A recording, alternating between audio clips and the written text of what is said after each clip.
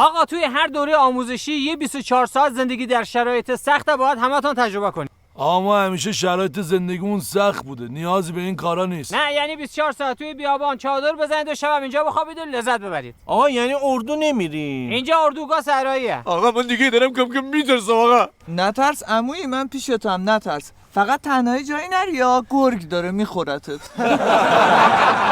داداش قوی باش، هر جا کم آوردی به من تکیه کن. آقا اجازه؟ اینجا تشویری نداره؟ تا چشت کار میکنه اینجا همش تشویه. بچه‌ها درس امروز درس ستاره شناسیه. کی میتونه اسم ستاره نام بره؟ ستاره دختر اصغر آقا. نه احمق، من ستاره آسمان ندارم میگم. اگر یه ستاره خیلی به ما نزدیک بشه چی میگیم بهش؟ آقا بهش میگیم دور شو، شمسی میبینه ناراحت میشه. کنم افت نزن بیهوده.